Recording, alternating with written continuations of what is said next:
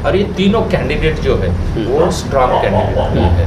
अभी इसकी वजह से ऐसा लगता है कि जो परसेंटेज हुआ है वो परसेंटेज में नालासोपारा जो है वो अपनी किंग मेकर की भूमिका में रह सकता है। नालासोपारा में जो बदलाव आए हैं राजनीतिक जो बदलाव आया वो बदलाव का जो सहानुभूति की जो लाट है वो उद्धव ठाकरे के पक्ष में जा रही थी और उसका बेनिफिट जो है वो भारतीय कामड़ी को बीजेपी और बहुजन विकास आघाड़ी के दोनों कैंडिडेट का ऑन दी स्पॉट पे नाम डिक्लेयर हो गया।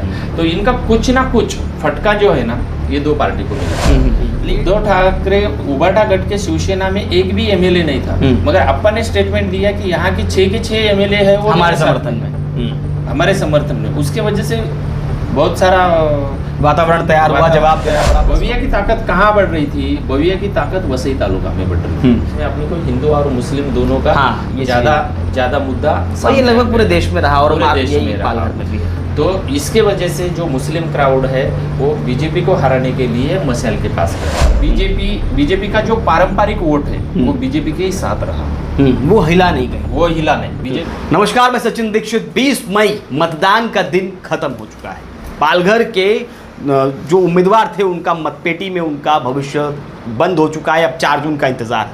लेकिन आइए हम बातचीत करते हैं कि आखिर 4 जून के जो निर्णायक भूमिका होगी, जो निर्णय निकल कर आएगा, उससे पहले जो वोटिंग हुई है उसके आधार पर कौन जीत सकता है और कौन हार सकता है, और हार और जीत के बीच में आइए जानते हैं किसने किस प्रकार से अपनी ताकत लगाई। बातचीत करने के लिए हमारे उपस्थित हैं वरिष्ठ पत्रकार TV9 के विजय गायकवाड़ जी। उसी से और बात कर। सबसे पहले नमस्कार सर। नमस्कार विजय जी, क्या कहेंगे जिस तरीके से वोटिंग परसेंटेज हुआ संपूर्ण लोकसभा क्षेत्र में, उसको बताइए, और उस वोटिंग परसेंटेज के आधार पर जय और विजय किसकी?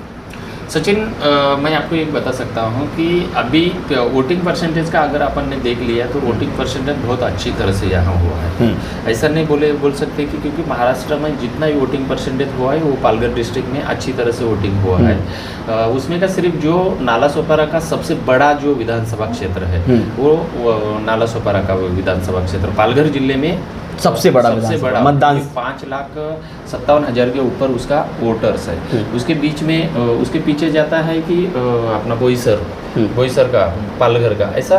तो मगर नालासोपारा का जो वोटिंग है वो अपने को दिखने में ऐसा लगता है कि वो कम हुआ है 50% के आसपास। 50% तो नहीं है, मगर नालासोपारा का जो वोटिंग है 52.34 का हुआ है। तो ये वोटिंग 50% के आसपास ही वोटिंग 50% के आसपास हुई है। और इधर सबसे ज़्यादा अगर वोटिंग हुई है तो वो विक्रमगढ़ की वोटिंग हुई है, और उसके पीछे हुई है डहाणू की वोटिंग हुई है। पालघर, डहाणू, वसई, विक्रमगढ़ ये जो इलाके हैं, तो ये पूरे इलाके में परसेंटेज जो है वोटिंग का, तो क्या बांट सकते हैं इसमें कि 3 विधानसभा इसमें किंग मेकर बनेंगे? वसई, नालासोपारा और बोईसर ये किंग मेकर। इसमें अभी फिलहाल जाएंगे तो अपन नालासोपारा ये इसमें का किंग मेकर बन सकता है, क्योंकि नालासोपारा में जो कैंडिडेट ने अभी अपना सबसे बड़ा क्या है कि पालघर लोकसभा क्षेत्र में तिरंगी लड़त तय हुई है। क्योंकि भले कैंडिडेट अपने पास 13 है, 13 कैंडिडेट में से सिर्फ भाजपा महायुति के डॉक्टर हेमंत सावरा, महाविकास आघाड़ी का शिवसेना उबाटा गट के भारती कामड़ी है, और बहुजन विकास आघाड़ी के राजेश पाटिल है। और ये तीनों कैंडिडेट जो है वो स्ट्रांग कैंडिडेट है। अभी इसकी वजह से ऐसा लगता है कि जो परसेंटेज हुआ है वो परसेंटेज में नालासोपारा जो है वो अपनी किंग मेकर की भूमिका में रह सकता है। नालासोपारा में जो कैंडिडेट को अच्छी तरह से वोट मिल गया वो कैंडिडेट यहाँ चुन सकता है। लेकिन वहाँ पर बीजेपी और बविया, ऐसा कहा जा रहा है कि जमीनी स्तर पे इनके बीच में ज़्यादा लड़ाई होगी, मशाल तीसरे नंबर पर जाएगी। क्या ये सच है या इसमें कुछ और भी हो सकता है? देखो, अभी अगर मशाल 3 नंबर पे, क्योंकि स्टार्ट से अपन देख लिया ना, बीजेपी और बविया ने मशाल को ज़्यादा ऐसा ध्यान में नहीं रखा था वो कैंडिडेट के हिसाब से, इनके हिसाब से। मगर उसी तरीके से कैंडिडेट जो मशाल दिया था उबाटा गट ने, तो वो 1 महीना पहले दिया था। और 1 महीना पहले देने की वजह से उनको 1 महीना पहले पूरा प्रचार करने की संधि मिल गई थी, और उनका ग्राउंड लेवल पे प्रचार अच्छी तरह से हो गया। और दूसरी बात, राज्य स्टेट में जो बदलाव आए हैं, राजनीतिक जो बदलाव आया, वो बदलाव का जो सहानुभूति की जो लाट है वो उद्धव ठाकरे के पक्ष में जा रही थी, और उसका बेनिफिट जो है वो भारतीय कामड़ी को मिल रहा था, और उसके वजह से वो प्रचार में भी अग्रसर रही थी, और चूंकि महिला थी उसका भी फायदा उनको। दूसरी बात की भारतीय कामड़ी यहाँ की लोकल है, और लोकल रहने की वजह से पूरा आदिवासी है। और लेडीज, पालघर जिले में पहले लेडीज का नाम सामने आने का उबाटा गट ने काम किया था। हाँ। और उसका एक सहानुभूति का लाट हुआ था। फिर बाद में जैसे ही कैंडिडेट डिक्लेयर हो गया, तो कैंडिडेट डिक्लेयर होने की वजह से शिवसेना उबाटा गट से पक्ष प्रमुख उद्धव ठाकरे ने तुरंत बोईसर में सभा ले लिया। और जो बोईसर, जो यहाँ का जो सेंसिटिव मुद्दा था वाड़वन बंदर, वो वाड़वन बंदर के 30-40 गांव के जो लोग हैं, वो लोगों को कवर करने में उबाटा गट कामयाब रहे। और उसमें जो डहानू की जो भूमिका थी, डहानू में जो कम्युनिस्ट के आमदार एमएलए विनोद निकोले और सुनील भूसारा, हाँ, शरद पवार गट के सुनील भूसारा, इनको अपने स्टेज पे बैठ के उनका जो समर्थन लेने में उबाटा गट कामयाब रही। हाँ, एक मैसेज देने में कामयाब रही, हमारे पास विधायक हैं। हाँ, बराबर है। वो कामयाब होने की वजह से उबाटा गट का इनके कैंडिडेट डिक्लेयर होने से पहले ही उनका जो माहौल बनना शुरू था, जो माहौल जो है वो माहौल बन गया था। अभी अगर वोटिंग के हिसाब से अगर आप जाएंगे तो जो बीजेपी ने लास्ट मोमेंट में कैंडिडेट डिक्लेयर कर दिया, प्रचार करने के समय कम मिला। यहाँ शिवसेना उद्धव ठाकरे साहब का जब यहाँ जो सभा हो गई, उसके बाद में बहुजन विकास आघाड़ी का कैंडिडेट डिक्लेयर हो गया 26 तारीख को उनका कैंडिडेट डिक्लेयर हो गया, क्योंकि और तुरंत फॉर्म, दूसरे दिन फॉर्म भरना था। ये दोनों कैंडिडेट, बीजेपी और बहुजन विकास आघाड़ी के दोनों कैंडिडेट का ऑन दी स्पॉट पे नाम डिक्लेयर हो गया। तो इनका कुछ ना कुछ फटका जो है ना, ये दो पार्टी को मिल रहा है लेट डिक्लेरेशन की वजह से। अभी दोनों पार्टी क्या बोलती है कि हमारा काम है, हम लोग एक कहता है मेरे केंद्र में काम है और एक कहता है हमारे स्थानिक काम है। मगर ये राजनीतिक बदलाव के वजह से ये जो इलेक्शन चल रहा था, ये इलेक्शन मोदी को हराने के लिए किसी को वोट देना, तो इंडिया आघाड़ी और महाविकास आघाड़ी को वोट देना। इसलिए कैंडिडेट जो है, कैंडिडेट का उसका फर्क नहीं पड़ा, कैंडिडेट कोई भी हो, ज्यादा फर्क नहीं गिरा। और इसलिए यहाँ का मुस्लिम, क्रिश्चियन और कुछ जो सुशिक्षित क्राउड है, तो ये मशाल की तरफ बढ़ गया। और वो मशाल की तरफ बढ़ने के वजह से उसका जो बेनिफिट है वो मशाल को होने जा रहा था। और अभी ऐसी एक बात होती है कि बीजेपी और सेना दोनों एक ही साथ में पिछले इलेक्शन में लड़े थे। मगर अभी आप कुछ लोग ऐसे बोल रहे थे कि इनके पास से ही शिवसेना भी फूटी है। और यहाँ का जो खासदार था वो सिंधेगढ़ में गया था, यहाँ का जो भी आमदार था महायुति का वो भी सिंधेगढ़ में है। उद्धव ठाकरे उबाटा गट के शिवसेना में एक भी एमएलए नहीं था, मगर अप्पा ने स्टेटमेंट दिया कि यहाँ के 6 के 6 एमएलए है वो हमारे समर्थन में। उसके वजह से बहुत सारा वातावरण तैयार हुआ, जवाब देना पड़ा, प्रेस कॉन्फ्रेंस हुआ, वो हो गया। मगर तुरंत दूसरे दिन अपना उबाटा का खुद उद्धव ठाकरे जी हेलीकॉप्टर से धड़ाधड़ यहाँ पधारे, आ गए, दिन भर लोगों के साथ में बातचीत किया, हर समुदाय के लोगों के साथ में उन्होंने संवाद साधा, सब किया। उसकी वजह से और एक माहौल चेंज हो गया।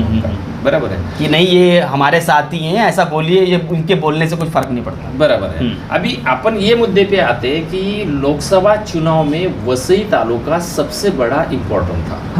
क्योंकि 60% जो वोट है वो वसई तालुका। बविया की ताकत कहाँ बढ़ रही थी? बविया की ताकत वसई तालुका में बढ़ रही थी। और जब राजेश पाटिल कैंडिडेट आ गया, तो राजेश पाटिल के वजह से जो पिछले 4.5 साल में राजेश पाटिल में पालघर, बोईसर, वाड़ा, विक्रमगढ़, जवाहर के जब काम किया है, उसके वजह से जो सपोर्ट, लोगों से मुलाकात करना और एक साधारण रहना, ग्राउंड लेवल के वजह से लोग उनके साथ में अच्छी तरह से, उनके नाम के वजह से लोगों में जो पकड़ बनाने में आसान रहे। तो ये वसई तालुका में जैसा बविया का कैंडिडेट हुआ, तो पिछले 1 महीने से बीजेपी भी अपना कार्यकर्ता लेवल पे उनका काम चालू था। उन्होंने कुछ मेड़ावे ले लिए, बहुत सारा लोगों में संगठन कर रहे थे, मगर सिर्फ कैंडिडेट की वजह से लोग संभ्रम में थे। राजेंद्र गावित को 1 महीना घुमाया, कैंडिडेट दिया, मगर राजेंद्र गावित नाराज हो गए। उसकी वजह से उन्होंने कितना दिल से बीजेपी के लिए काम किया है, भले वो स्टेज पे दिखे, हाँ, लेकिन ग्राउंड पे नहीं दिखे। मगर ग्राउंड पे नहीं, स्टेज और ग्राउंड में अंतर था। और बीच में जैसा ही बीजेपी का जो ये सभाएं चालू हो गई, तो उसमें अपने को हिंदू और मुस्लिम दोनों का ज्यादा मुद्दा ये लगभग पूरे देश में रहा, और पालघर में भी है। तो इसके वजह से जो मुस्लिम क्राउड है वो बीजेपी को हराने के लिए मशाल के पास गया। तो वो जो पॉकेट, जो उनका वोट ही नहीं था, जो उबाटा गट का वोट ही नहीं था उनको वो प्लस हो गया, इसीलिए मशाल की ताकत बढ़ती गई। अभी जब बहुजन विकास आघाड़ी का जब कैंडिडेट डिक्लेयर हो गया, राजेश पाटिल का नाम सामने आया, चुनाव नाम निर्देशन पत्र भर दिया, तब यहाँ के बहुजन विकास आघाड़ी के पूरे वरिष्ठ से लेकर नीचे से हर कार्यकर्ता काम में लग गए, काम पे। और उन्होंने और एक बयान जो आपको लगता है 98 में जो देवेंद्र फडणवीस ने बयान दिया कि वसई में वसई को निपटा देंगे, तो ये कहीं ना कहीं प्लस पॉइंट रहा, संजीवनी रही नेतृत्व ठाकुर के लिए। हाँ, उसमें उन्होंने उसको बेनिफिट उठाने का कोशिश किया, उन्होंने बेनिफिट उठाने का कोशिश किया, उसको मिला भी उसका बेनिफिट, और उसका बेनिफिट यही नाम पे मिल गया कि तुम लोगों को किसने क्या बोलते हैं उसको, ताकत दिया कि किसने बोलने का अधिकार दिया, हाँ, कि आप तुम लोग वसई में निपटा दो, वसई को तुम लोग गाजरमूली समझते हो क्या। तो इसका थोड़ा सा बोले तो लोगों में एक स्वाभिमान पैदा हुआ कि हम लोगों को अभी अप्पा के लिए लड़ना है या अप्पा के साथ लड़ना है। तो कार्यकर्ताओं में एक जोश आ गया, और उसके वजह से लास्ट मोमेंट में बहुजन विकास आघाड़ी के पूरे वरिष्ठ नेता मैदान में आ गए, उन्होंने काम किया, और उसका हर नगर सेवक को एक टारगेट देने की वजह से उनका जो वोटर्स है वो वोटर बाहर निकल के वोटिंग करने में सबसे अच्छा वो कामयाब रहे। बीजेपी का जो पारंपरिक वोट है वो बीजेपी के ही साथ रहा, वो हिला नहीं, बीजेपी का पारंपरिक वोट बीजेपी के साथ में रहा। कामड़ी का जो सहानुभूति का वोट है वो और प्लस हुआ, और ये कहीं ना कहीं मुस्लिम और प्लस ही हुआ है, क्योंकि पहले पारंपरिक रूप से मुस्लिम वोट नहीं मिलता था शिवसेना, नहीं ना, वो जो शिवसेना और मुस्लिम का कोई संबंध ही नहीं था। मगर ये जो बीजेपी ने जो दो मुद्दे रखे, हिंदू मुस्लिम, और सबसे ज्यादा हिंदू मुस्लिम, तो हिंदू, और दूसरा एक मैसेज क्या गया कि आरएसएस विरुद्ध संविधान, कि यहाँ अभी संविधान बदला, संविधान बीजेपी कौन से 400 पार होगी तो संविधान यहाँ खतरे में है। अगर संविधान खतरे में है तो यहाँ हिंदू मुस्लिम दलित बहुजन जो क्राउड है वो क्राउड में बहुत सारा इफेक्ट हो सकता है। इसलिए अगर बीजेपी को अपने को हराना है तो अपने को इकट्ठा आना है, अपने को एक वातावरण तैयार हो गया, वातावरण तैयार हुआ। और इसीलिए यहाँ का क्रिश्चियन क्राउड जो है, यहाँ का मुस्लिम क्राउड जो है, वो सिर्फ अपन पालघर जिले का बात करें तो वो भारतीय कांग्रेस को। तो अब क्या लगता है जिस तरीके से वोटिंग हुआ, अब आखिरी बात हम लोग कर लेते हैं, वोटिंग परसेंटेज के आधार पर विधानसभा वाइज कौन आगे रह सकता है और कौन पीछे आ सकता है? पहले हम वसई की बात करते हैं। वसई में अगर, क्योंकि यहाँ का मुस्लिम, यहाँ का क्रिश्चियन, और यहाँ का जो उबाटा गट का जो ओरिजिनल वोटर्स है वो सब एक तरफ हुआ है। जो बहुजन विकास आघाड़ी का जो वोटर्स था वो बहुजन विकास आघाड़ी का पॉकेट वोट था, मुस्लिम वोटिंग। क्रिश्चियन में 50-50 होता था, जो गट था उनको जमता नहीं था, वो बविया के साथ में कुछ नहीं था। मगर ये जो अभी जो भी मशाल को गया है वो नुकसान जो है वो बहुजन विकास आघाड़ी को उसका नुकसान हो रहा है, और उसका बेनिफिट जो है मशाल को हो रहा है। यानी वसई में मशाल हो सकता है कि आगे रहे, वसई में कुछ प्रतिशत आगे पीछे हो सकता है। अच्छा, 100%, ऐसा नहीं है कि थोड़ा बहुत इधर उधर की बहुत ज्यादा रहेगा। अगर मशाल वालों के कुछ नेताओं का ऐसा कहना है कि हम लोग वहाँ से 1 से 1.25 लाख का टारगेट, उनके लोगों का कहना है। मगर बविया का कहना है कि हम लोग उधर से अच्छी तरह से निकाल सकते हैं। मगर बीजेपी को कहना है कि हम लोग उधर का जो गुजराती, मारवाड़ी, जो राजस्थानी जो क्राउड है और कट्टर हिंदुत्ववादी जो क्राउड है वो हमारे पास है, बराबर। तो इसके वजह से थोड़ा कंफ्यूजन है, हाँ, लेकिन मशाल की जो है वही स्थिति जो है नालासोपारा में, मगर वसई में मुस्लिम और क्रिश्चियन मशाल के पास जाने की वजह से वहाँ चांसेस है मशाल अच्छी तरह से अच्छा नालासोपारा में आए थे। नालासोपारा में अगर देख लिया अपन ने तो नालासोपारा में अगर ईस्ट में आए तो उत्तर भारतीय क्राउड है, वेस्ट में गए तो पूरा गांव वालों का क्राउड है, मराठी, हिंदू, मुस्लिम सब बहुभाषिक लोग हैं। और वही नालासोपारा में विरार में आए तो विरार में ईस्ट में उत्तर भारतीय फुलपाड़ा वो क्राउड है, मगर वेस्ट में पूरा, मगर नालासोपारा का वेस्ट, विरार का ईस्ट, बोलिन से लेकर ये जो पट्टा है, अगर अर्नाला गए तो बीजेपी फास्ट है, अर्नाला, आगासी ग्रामीण इलाके में बीजेपी है, मगर जो शहरी इलाका है इसमें बहुजन विकास आघाड़ी का अच्छी तरह से पकड़ है। ये अगर सही तरीके से वोट अगर बीजेपी बहुजन विकास आघाड़ी ने पकड़ के रखा है जो पिछला जो यहाँ के एमएलए क्षितिज ठाकुर जिस 1,40,000 वोट पाए 40,000 कुछ तो भी वोट मिला था, उससे अगर 10-15 हजार यहाँ से 1.5 लाख का अगर उन्होंने क्रॉस किया, पहला वोट बचा के अगर 10,000 भी वोट लिया तो यहाँ बहुजन विकास आघाड़ी के चांसेस बहुत अच्छे, एक नंबर पे। लेकिन अगर वही चीज़ रहा जो श्री राम नाम पे यहाँ पर जो वोट मिलता है हिंदुत्ववादी और बीजेपी, क्योंकि पीछे अगर हम 2019 के लोकसभा चुनाव की बात करें तो वहाँ पर बीजेपी एक नंबर पे थी और बहुजन विकास आघाड़ी 30 से 40 हज़ार वोट से पीछे थी। तो 2019 के इलेक्शन 2019 में जो माहौल था ना, वो माहौल था मोदी पैटर्न। हाँ। अभी ये इसमें ना मोदी पैटर्न नहीं चला है। ओके। इसमें महंगाई के मुद्दे बहुत आए हैं, इसमें बेरोजगारी का मुद्दा आया है, तो इसमें राम मंदिर इन्होंने सामने लाने का कोशिश किया, मगर राम मंदिर का हिंदू और पूरा राम मंदिर जय श्री राम ये कुछ प्रचार का ही मुद्दा बना के ये लोगों के दिल में उतना बैठने के लिए ये कामयाब नहीं हो पाए, ये कामयाब नहीं रहे। मगर जो कड़वा हिंदुत्ववादी क्राउड है, कड़वा जो कि कट्टर है, वो उनके दिल में ये राम मंदिर का मुद्दा बैठ गया है, वो जय श्री राम का नाम मुद्दा उनके दिल में बैठ गया है। मगर ऑल ओवर अगर आपने ऐसा बात किया तो हर आदमी को जय श्री राम का मुद्दा और राम मंदिर का मुद्दा, तो अभी जो युवा पीढ़ी है, युवा पीढ़ी के सामने जो बेरोजगारी है, वो बेरोजगारी सबसे बड़ा अहम मुद्दा है। क्योंकि तो ये वो कोई भी जात का रहे, वो हिंदुत्ववादी रहे, मुस्लिम रहे, कोई भी रहे, तो वो बेरोजगारी सबसे बड़ा मुद्दा लेके आगे बढ़ रहा था और वोट करने के लिए सोच के जा रहा था। तो वो जो बेनिफिट है वो मशाल को हुआ। अच्छा, मशाल को हुआ उसका बेनिफिट, यानी एंटी मोदी जो वोट है वो लगभग मशाल पूरे मशाल को। अच्छा। सिर्फ अभी बबिया का जो ओरिजिनल क्राउड है, ओरिजिनल खुद का पारंपरिक वोट रहा उनका, पारंपरिक जो बहुजन विकास आघाड़ी का जो मिला है वो सब वोट इनके पास है।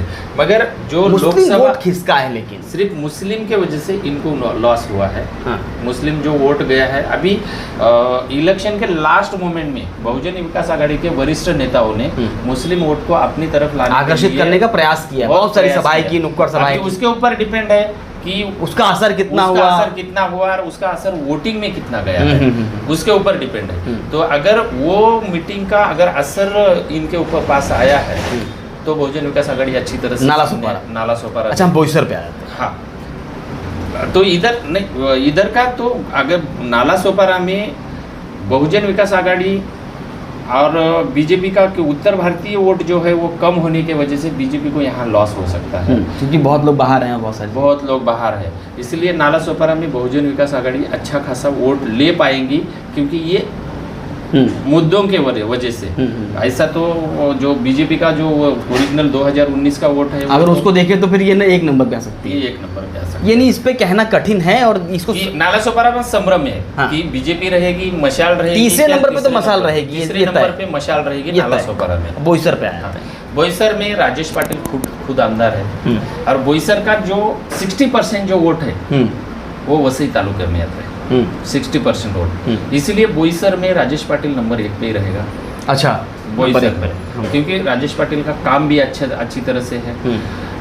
बीजेपी का जो कुछ पारंपरिक वोट है वो बीजेपी के साथ में रहेगा, और भारती कामड़ी का जो भी सहानुभूति का वोट है, वो जो पश्चिम हाईवे का जो पट्टा है, हाईवे का, वो जिन्हें उधर कुछ कार्यकर्ता भी नहीं थे तो भी मशाल को वोट गया है। यानी कि वहाँ तीसरे नंबर पे मशाल रहेगी और दूसरे नंबर पे बीजेपी और पहले नंबर पे बोईसर हो जाए। पालघर पे आ जाते हैं, पालघर पे मशाल नंबर 1 पे रहेगी, क्योंकि वहाँ पर शिवसैनिक शिवसेना का पारंपरिक वोटर्स, और वो जो सहानुभूति का वोटिंग जो है वो बीजेपी वो प्लस हो गया, वो प्लस उसको मिल सकता है। इसलिए भारती कामड़ी पालघर में वहाँ पर पहले नंबर पे मशाल, दूसरे नंबर पे बीजेपी और तीसरे नंबर पे बहुजन विकास आघाड़ी। अपन इतना ऐसा डायरेक्ट क्रम नहीं लगा सकते, डायरेक्ट अपन क्रम नहीं लगा सकते कि यही बीजेपी नंबर 1 पे, मगर मशाल अच्छी तरह से वहाँ काम करेगी। हम विक्रमगढ़ और ढानू आया, विक्रमगढ़ में बीजेपी नंबर 1 पे रहेगी, विक्रमगढ़ में, और मशाल रहेगी, और 3 नंबर पे बबिया रहेगा। डानू में बीजेपी, अगर विनोद निकोले ने सही तरीके से काम किया होगा तो मशाल 1 नंबर पे जाएगी। अच्छा, अगर सही तरीके से काम किया है तो, क्योंकि वहाँ का एनसीपी का भी जो क्राउड है वो भी कुछ 100% मशाल के पास था, मगर जो शहरी इलाका था वो उसमें पूरा बीजेपी चलेगा। पूरा बीजेपी चलेगा। और इसीलिए यहाँ का ऑल ओवर अगर अपन ने देख लिया टोटल 4 तारीख को क्या निर्णय 4 तारीख को क्या निर्णय होगा, तो एक तो नाला सोपारा किंग मेकर बनेगा। नाला सोपारा यहाँ का किंग, नाला सोपारा से बहुजन विकास आघाड़ी ने उसके जो पहला विधानसभा में जो वोट पे अगर वही मिला, वो उससे आगे अगर 10 वोट 10,000 भी आगे ले लिया और वो पारंपरिक वोट अगर अपना जमा के रखा तो 101% बहुजन विकास आघाड़ी निकल जाएगी। और बीजेपी का जो भी पारंपरिक वोट दिखा नहीं मगर उनको गिर गया। तो अभी को फिलहाल के माहौल में तो ऐसा लगता है कि बीजेपी का सिर्फ पारंपरिक वोट ही उनके पास है। पूरे माहौल में ऐसा लगता है। और बहुजन विकास आघाड़ी का नाला सोपारा और वसई में कितना ताकत दिया, बोईसर में तो उनका अच्छी तरह से काम हो रहा है, उसका वेव भी नजर आ रहा है उसका। ये वसई तालुका में बहुजन विकास आघाड़ी ने अगर 3 लाख क्रॉस किया, 3 लाख के ऊपर अगर क्रॉस हो गई तो बहुजन विकास आघाड़ी चुन जाएगी। और कितना, और बीजेपी का ऐसा कहना था कि जितना बहुजन विकास आघाड़ी वोट ज्यादा लेगी उतना उनका फायदा हो, उतना बीजेपी का फायदा हो जाएगा। लेकिन अब ऐसा नहीं नजर आ रहा है। मगर ये माहौल से ऐसा नहीं लग रहा है कि इनको बीजेपी को फायदा हो जाएगा। अच्छा, इन सब चीजों में मशाल फिर कहाँ रहेगी? हो सकता है कि जिस तरीके से अभी देखो, अभी के माहौल में तो ऐसा लग रहा है कि फाइनल तो अपन नहीं बोल सकते, मगर लोगों के साथ में जो भी बात हुआ संवाद होता सूत्रों के आधार पर, हाँ, तो उसके वजह से बीजेपी या अपना मशाल और बहुजन विकास आघाड़ी इन दोनों में ही ऊपर नीचे हो सकता है, वो इन दोनों में। क्योंकि बीजेपी का भी बहुत सारे लोगों के अंदर बीजेपी ने क्या कर दिया कि जो नए लोग आए सामने उनको हाथ पे ले लिया, और जो ओरिजिनल आरएसएस वाला जो क्राउड है जो कि यहाँ पारंपरिक वोटों से जो काम करता है जमीन लेवल पे, उनको ऐसा पूरे भरोसे में नहीं लिया, ऐसा उनका कहना था। अच्छा। इसलिए और राजेंद्र गावित की नाराजगी, हाँ, वो जमीन पे उतरे, स्टेज तक सीमित रहे, स्टेज पे रहे मगर जमीन पे नहीं उतरे। उसके वजह से एक अपना अंदाज रख सकते हैं कि बीजेपी को ज्यादा यहाँ बेनिफिट नहीं मिल पा रहा है। और माहौल के हिसाब से पूरे स्टेट के राजनीति के हिसाब से मशाल को अच्छी तरह से लीड बोले तो लीड नहीं मिलेगी मगर सहानुभूति मिल सकती है। हाँ, सहानुभूति का वोट मिलकर जीत हासिल कर सकती है। और बहुजन विकास आघाड़ी ने पूरा अगर अच्छी तरह से ग्राउंड लेवल पे यहाँ का वोटर्स निकालने में अगर सक्सेस रहेगी और यहाँ 3-3.25 लाख के ऊपर सिर्फ ये एरिया में अगर निकलेगी तो यहाँ बहुजन विकास आघाड़ी चुनाव निकाल सकती है। अन्यथा फिर लगता है ना कि इसकी ये नहीं तो फिर वो नहीं, ये तो बहुजन विकास आघाड़ी यहाँ 3-3.25 से ऊपर गई तो बहुजन विकास आघाड़ी निकल सकती है। मशाल को जो सहानुभूति मिली है और जो अंदाजा लग रहा है, विनोद निकोले और सुनील भूसारा ने कितना काम किया है और पूरा वोटिंग मशाल के ऊपर गया है, तो वो बेनिफिट मशाल को हो सकता है।